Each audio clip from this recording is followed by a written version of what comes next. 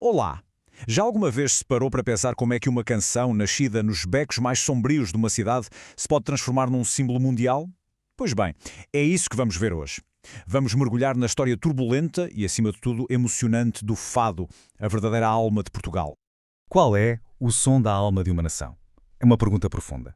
Para Portugal, a resposta mais óbvia parece ser o fado, com aquele seu tom melancólico. Mas e se essa melancolia for apenas uma parte da história? E se por baixo dela houver uma história de resistência, de luta, de rebeldia? É isso que vamos descobrir. Vamos mesmo às suas origens. Ora bem, esta nossa viagem pela alma do fado vai ter 5 paragens essenciais. Primeiro, vamos aos seus primórdios, lá nos bairros marginais de Lisboa. Depois, vamos ver como é que se tornou um grito de revolução.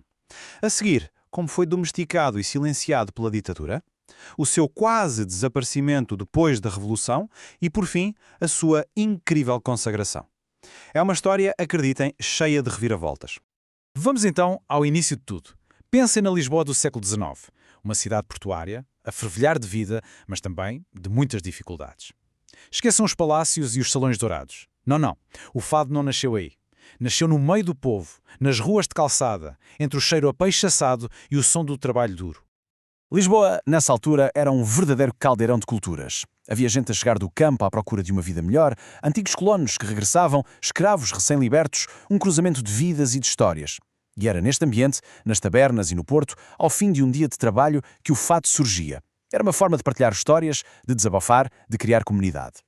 E atenção, quem pensa que o fado era só tristeza está muito enganado. Uma das suas formas mais antigas e populares era a desgarrada. Imaginem uma espécie de rap battle do século XIX, mas com guitarra portuguesa. 2 fadistas, frente a frente, a improvisar versos cheios de humor, de ironia, de crítica social. Era um teste à inteligência e à criatividade de quem cantava. E sobre o que é que se cantava? Bem, sobre a vida real. A vida de todos os dias. As dificuldades nos bairros, as injustiças sociais, os amores e desamores, as pequenas notícias da vizinhança. Era quase como um jornal do bairro cantado. Os versos passavam de boca em boca, eram adaptados, era uma coisa viva, uma verdadeira crónica popular. Mas, como em todas as boas histórias, há uma reviravolta. E esta música, nascida entre os mais humildes, estava prestes a fazer uma viagem completamente inesperada. No final do século XIX, o fado sai das tabernas, sobe na vida e entra derrompante na arena política. E aí, a sua história muda para sempre. Então, o que é que aconteceu? De repente, intelectuais, estudantes, artistas começaram a ir aos bairros populares à procura da tal autêntica alma portuguesa. Ficaram absolutamente fascinados pela força e pela honestidade do fado.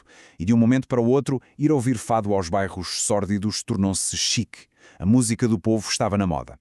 Claro que esta popularidade súbita não foi nada consensual. Longe disso. A elite intelectual dividiu-se completamente. De um lado, tínhamos os que viam no fado a mais pura e digna expressão da identidade nacional. Do outro, os que o consideravam uma doença social, uma ameaça moral que vinha dos marginais. O debate era intenso. Mas, enquanto a elite discutia isto nos salões, na rua a história era outra. A classe trabalhadora não estava para conversas, estava a usar o fado como uma arma. Num clima de enorme agitação social, o fado tornou-se a voz da revolta, um veículo poderoso para espalhar ideias republicanas, socialistas, anarquistas. As letras denunciavam a corrupção, protestavam contra a guerra. O fado era perigoso. Mas esta liberdade e esta efervescência revolucionária estavam prestes a ter um fim abrupto. Em 1926, um golpe militar instaura a ditadura do Estado Novo. E o novo regime percebeu imediatamente o poder do fado. Se não o podiam proibir, teriam de o controlar.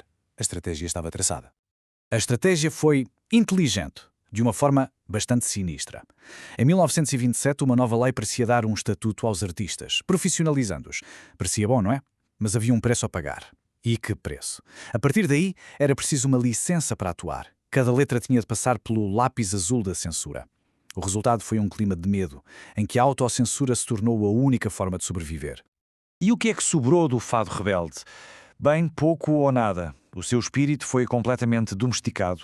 A censura limpou qualquer crítica social. Só se podia cantar sobre temas que servissem a propaganda do regime. O trabalhador que aceita o seu destino com um sorriso, a mulher submissa e sofredora, as tragédias da vida como algo inevitável contra o qual não vale a pena lutar. E é aqui que nasce o grande mal-entendido sobre o fado.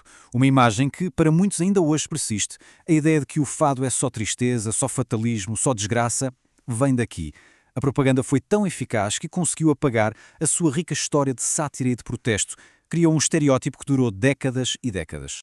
A estratégia do regime era tão clara, tão óbvia, que os seus opositores a resumiram numa frase que se tornou célebre: os 3 Fs.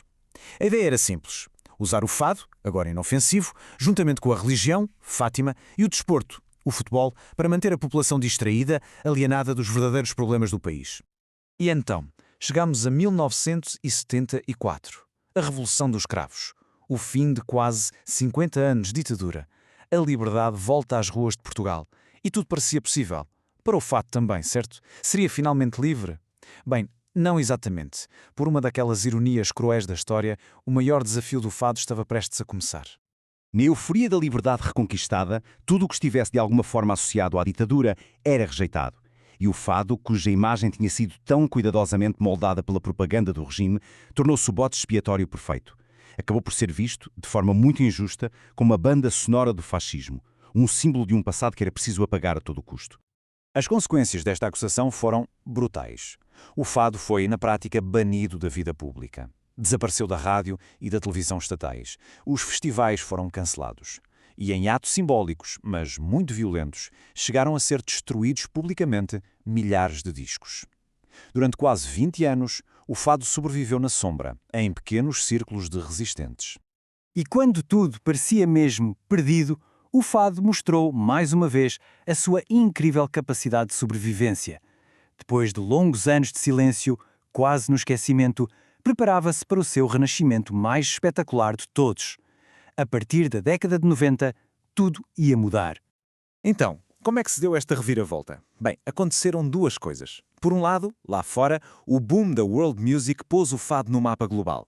Mas a grande mudança foi cá dentro. Em 1994, com Lisboa capital europeia da cultura, o fado foi apresentado de uma forma nova, fresca, e uma nova geração de portugueses, já livre dos preconceitos do passado, apaixonou-se por ele.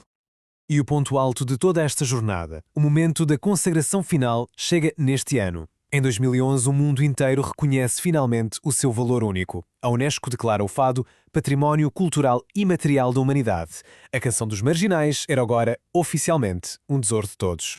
E assim, o círculo fecha-se. Pensem bem neste percurso, da canção dos becos à arma de propaganda, de música rejeitada a tesouro mundial. Hoje, é estudado em universidades com o mesmo rigor académico que o jazz ou a música clássica. A transformação foi absoluta. Mas esta história deixa-nos a pensar. O fado já pertenceu aos marginalizados, aos revolucionários, à ditadura e agora pertence ao mundo. A questão que fica no ar é esta. Quando uma arte atinge este estatuto, quem é que decide o seu rumo? Quem escreve o próximo capítulo? O futuro do fado, esse continua em aberto.